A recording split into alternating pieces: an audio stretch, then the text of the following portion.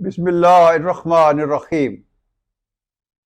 ये वीडियो मेरे 4 दिन की सैर व सियाहत जो मैंने मीरपुर से सवात तक की, उसके मुख्तलिफ मकामात और मुख्तलिफ मकामात के दरमियान में फासला और वहाँ की मुश्किलात और वहाँ की खूबसूरती और हुस्न और उसके अंदर जो बहुत से दिलचस्प पहलू थे, उनको उजागर करने की कोशिश की गई है। ये सफ़र हमारा मीरपुर से शुरू होके सवात के 4 दिन, इसमें मालाकंड भी शामिल है, बहुत मजेदार यादें लेके आया। मेरे 2 बच्चे जिन्होंने फर्स्ट ईयर का इम्तहान दिया था, हुसैन और तलहा, वो बोर हो रहे थे, तो उनको सैर कराने के लिए मुझे फिर एक मनसूबाबंदी करनी पड़ी। और यूं मेरा सवात का कोई पहला दूसरा नहीं, इससे पहले मैंने खासी दफा सवात को देखा है, लेकिन इसने इस दफा मुझे ज्यादा तजर्बात और ज्यादा इंफॉर्मेशन हासिल हुई। वहां के सफरी मसाइल क्या होते हैं, हालात कैसे हैं, सफर में किन किन चीजों का ज्यादा ख्याल रखना चाहिए, होटल की सिलेक्शन, फोटोग्राफी का खास वक्त और खाने की जो है वो एहतमाम के कहाँ से खाना खाया जाए, और मुख्तलिफ मकामात जिनको देखना जो है वो अहमियत रखता है, ये सारे इस सफर में शामिल है। इसमें कोकारे, जहां मेरा दोस्त अमीर खान रहता है, खूबसूरत गांव में गोरा का, और फिर मालन जब्बा, और फिर इसके बीच में मदियन, जहां पे बड़ा खूबसूरत ट्राउट हैचरी फिश है। फिर बहरैन, उसके पहाड़ों के नीचे बैठ के चाय पीना, और फिर कालाम, कालाम के ऊपर मैंने खूबसूरत मेरी मेरी गुफ्तगू है, ये वो कालाम नहीं जो मैंने देखा था। और फिर वापसी का सफर हमारा बहुत खूबसूरत हुआ, जो शांगला हिल की टॉप को छूता हुआ। जब हम ख्वाजा खेल आए तो वहां से सड़क अलग से होती है, उस पे गुजर के हम शांगला टॉप पे गए, और वो मंजर जो था वो किसी तरीके से भी सवाद से कम नहीं था। और यूं मालाकंड का वो हुस्न हमने देखा। उसके आगे अलपुरी आती है, फिर बिशाम, और फिर बिशाम से आगे निकल के दरिया सिंध के साथ साथ हम सी पैक जो रोड है, वो हमें मिल गई, और फिर वो मानसेरा के साथ मोटरवे के साथ मिल के बहुत आरामदेह और खूबसूरत सफर, और बगैर किसी रश और रुकावट के जो हमने किया, इसकी सारी तफसीलात इस सफर में मौजूद है। उम्मीद है कि ये सारे सफर कमेंट्री के लिहाज से मैं साथ इसके देखूंगा, और आपको जगह जगह पे इसको खूबसूरती और इसका हुस्न सामने नजर आएगा। शुक्रिया। सवात जाते हुए हमने अपने सफर का आगाज 10 बजे के बाद किया।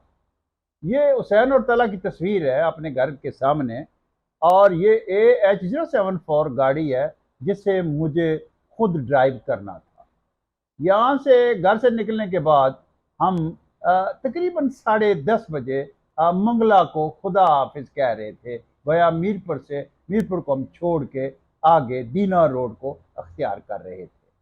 दीना रोड में चढ़ते हुए हमें आगे फाटक ने हमारा रास्ता रोक लिया। वहाँ रेलवे का गुजर था, तो इतनी देर में मैंने बच्चों की छोटी सी उनकी वीडियो बना आज हम जा रहे हैं स्वात। अबू हमें अपने साथ ट्रिप पे लेके जा रहे हैं। हमारे पेपर ख़त्म हुए थे तो हम थोड़ा मेंटली हमें रिफ़्रेश करने के लिए अब हम आगे जा रहे हैं स्वात। हमें अबू अपने साथ ट्रिप पे लेके जा रहे हैं। हम छुट्टियां थी हमारी, हम बोर हो रहे थे घर में बैठ के।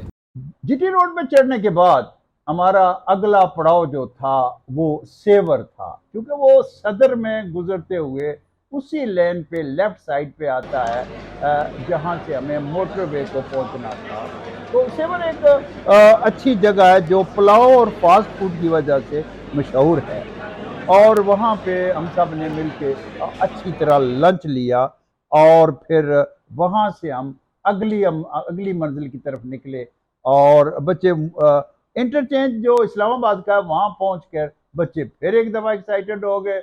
अब चूंकि बच्चों को मोटरवे पे सफ़र करने की उनको जो है वो हमेशा से उनका पसंदीदा रहा है, और अब मोटरवे पे पहुँच के हम जो है वो सवात की तरफ M1 पेशावर की तरफ निकल रहे थे।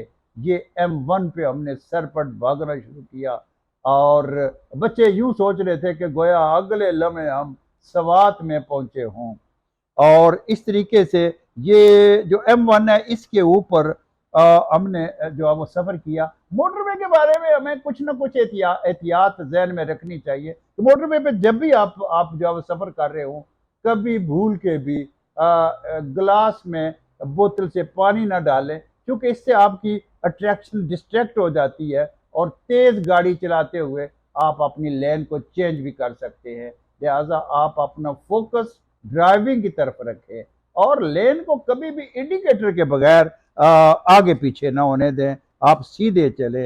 हम इस्लामाबाद मोटरवे पे चल रहे थे, ये M1, तो ये इसका आखिरी हमारा जो हिस्सा जिससे हमें मोटरवे सवात मोटरवे को लेना था वो है कर्नल शेर अहमद। कर्नल शेर अहमद जो है वो इंटरचेंज ये इस्लामाबाद से 92 किलोमीटर है और ये कोई तकरीबन 1 घंटे में फासला तय हो जाता है। सवात मोटरवे पर 7 इंटरचेंज बनाए गए हैं जो मुख्तलिफ इलाकों को आपस में उनको मोटरवे से जोड़ते हैं। टनल देखने से तल्लक रखती है और जब आप टनल से गुजरते हैं तो आपके एहसासात एक दफ़ा फिर जमा हो जाते। कहा जाता है, एक मशहूर कौल है कि तखय्युल दुनिया पर हुक्मरानी करता है। जहां तखय्युल तसव्वुर किसी हदूद के पाबंद नहीं, वहां तख्लीक की सलाहियत भी गैर महदूद है। आज हमारे इर्द गिर्द तख्लीक का एक घना जंगल आबाद है जिसमें हर आने वाले दिन में जिद्दत तो इजाफा हो रहा है। अगरचे बेजौक नहीं है फितरत, जो इससे ना हो सका वो तू कर।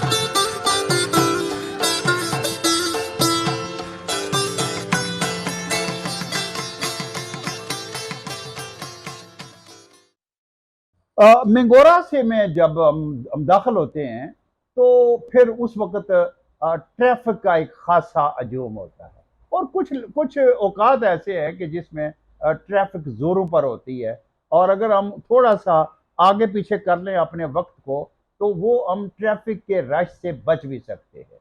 वहाँ पर जहाँ हमें सियाह जो लोग हैं वो ठहरना पसंद करते हैं, जहाँ पे ज़्यादा होटल है, उसे कहते हैं फिज़ा गट। ये थोड़ा सा ये जो मिंगोरा है इसमें से गुजर के आगे ये फिज़ा गट का एरिया है जिसके अंदर बहुत से होटल हैं और यहीं पे रेस्टोरेंट भी हैं जिनमें से आप खाने का इंतखाब कर सकते हैं। यहाँ पर कुछ बातों का ख्याल रखना चाहिए सियाहों को जो बहुत अहमियत रखती हैं। हाँ जी, होटल का इंतखाब और खाने की जगह का इंतखाब सियाहों को सोच समझ कर करना चाहिए।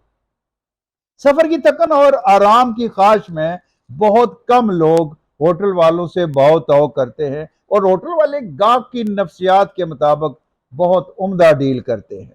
वो ज्यादा चार्ज करते हैं और सहूलियात भी ज़बानी ही देते हैं। मैं बगैर नाम लिए यहाँ एक होटल की बात करूंगा जो बाजार जिसमें बड़ी कशिश नजर आ रही थी और इसमें कई मंजिलें थी और मंजिलें जो थी वो उसमें काफी लोग ठहरे हुए थे। लेकिन जब मुझे मालूम हुआ कि इसमें सिर्फ एक लिफ्ट है और अपना कमरा देखने के लिए जब हमें उस लंबा अरसा लिफ्ट का इंतजार करना पड़ा तो हमने अपने वहां रहने का इरादा बदल लिया। जहां बिजली बार बार आती जाती हो वह लिफ्ट पर बैठना खुद रिस्क है और फिर 7वें 8वें फ्लोर से सीढ़ियों के रास्ते ऊपर या नीचे जाना ये कोई आसान खेल नहीं है। और खुदा न खास्ता जलजिला या आग की सूरत में ऐसी जगहों का इंतखाब ना करें। अपनी सेफ्टी का ख्याल रखें और बहरहाल ऐसी जगह का इंतखाब करें जहां आप आसानी से किसी वक्त भी सड़क पर आ सकें।